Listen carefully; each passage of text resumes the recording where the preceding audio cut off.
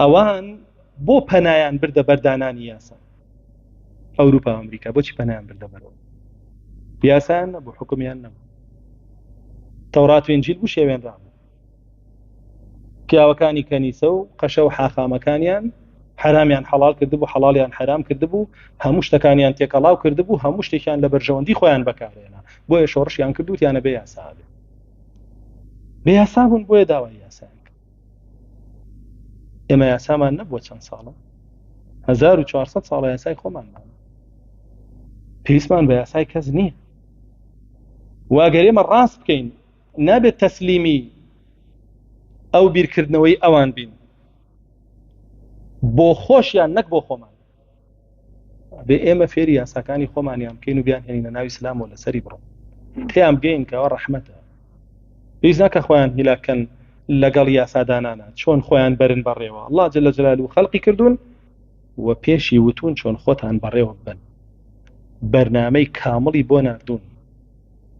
اليوم أكملت لكم دينكم الله جل جلاله من أمر دينكتانم بۆ تەواو کردوون هەموو شتێکی تیایە هیچ کەم و کوڕیتیانی ئەوەی کاڵێ ئەم شتەیتیانی وەک وایە بڵێ کەم و کوڕیتیان ئەوەی بڵێ ئەمەی بۆم سەردەمە نابێ وەک وایە بڵێ کەم و کوڕیتیان دەی خوا ڕاستەکایە ئەو خوا ڕاستی کرد ئەو کوفری کرد درۆی کرد سەری دای لەبەر ئەشیدا لە تاشە بەردەکانی سەقەر لە جەهەنەمە خۆشیە بینە جا ئەگەر بێت و صالحترین پیاوی سەرزەوی ئەیتر بڕۆ بگەڕێ بە سەرزەویە پاکترین و چاکترین و عاقڵترین و زاناترین و صالحترین پیاوی سەرزەوی بێنە حکمێکت بۆ داڕێژە لەگەڵ ئاەتێکا پێکدادانی هەبێ نە کەرامەتی ئەمێنێ نە ڕێزی ئەمێنێ نە احترامی ئەمێنێ کافرە بێ بێعەقڵ ئەبێ لە قیامەتیشا خۆی دان بە بێعەقڵی خۆیانێ لەو كنا نسمع أو نعقل ما كنا في أصحاب السعير باشا وحكمكش يرته قبول كراو نية باشا جاقل لش فروش حكم بوبين بدروشتي حكم بوبين نيرقال خوريك حكم بوبين مشروب خوريك حكم بوبين دزي حكم بوبين مشرك حكم بوبين تو لي ورقري قري لي قبولي كي يعني معناها قال إسلام هبوا إنسا هريك وبحد لحد كان إسلام تياتشو وبقر توكا كان يسري لواش الزنا يكرد بيده حكمي رجمه برو تياتشو تويتر حكمي شي دارج تو خو بيك لحكم كان إسلام شان يوني هر بجيد لسرم زوية حكمي شي دارج يعني كاروي بزاني جياني حقيقية من سنة شونا زين شي بو دركوي كتشي همو كرد بانكا وكو خوي بيزان خوي شونا كاروي سيري جيانيكي باوكي بيدين بوا اصلا خلق مڵاتەش نییە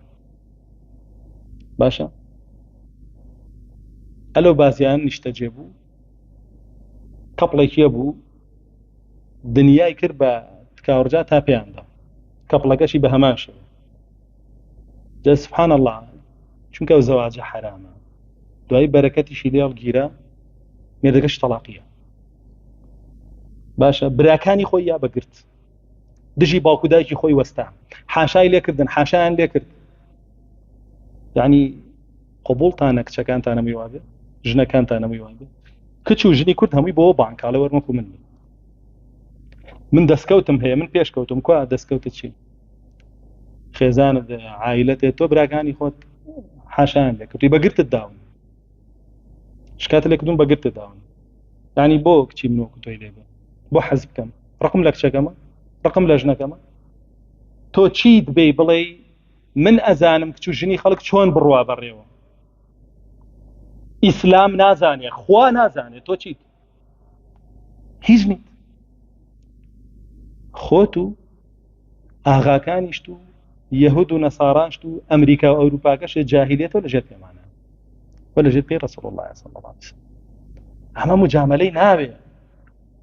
ئەمە فاشیلترین ئافرەتی ئەم کۆمەلگایە هاتووە ئەوێ پاکیزەترین ئافرەتی ئەم کۆمەلگایە چاوی لێ بکە ئەمە مجاملەی ناوێت تۆ دابنیشی قسەی لەگەڵا بکەیت و مناقەشەی لەگەڵا بکەیت و هەوڵبەی بەعەقڵ قەناعەتی پێ بکەیت ئەمە پێی ئەڵێ حکمی ئیسلام هەبوایە ئێستا تۆ حەدی ڕەجمێ لەسەر تەطبیق کرابوو بە حەتمی هیەوە نیت بێ یاسا داڕێژیت و قسە بکەیت و رخنا لكلامي الله بقريت ولا قرآن وحديثي بقري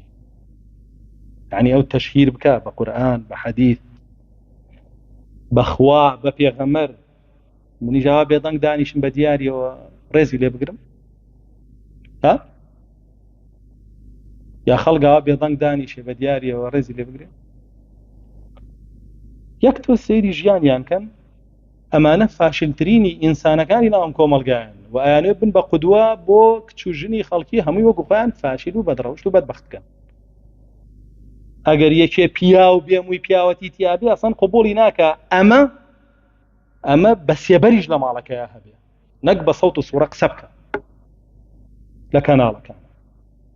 بەس ئەزمەی پیاوە وەکو چۆن پیاوەتیان لەناو کۆمەڵگایان هێشت لەمە دواتۆ بێ لە ماڵەکەی خۆش تا پیاو نەبێ بە یاسا تۆ لۆ پێش لە دەرەوە لیان سەنیتەوە پیاوەتی بۆ نییە پیاو بێ بە کۆی لەبێ جاسە لە ماڵەکەی خۆش تا بۆ نییە پیاو بێ هەر بە یاسا ئەمە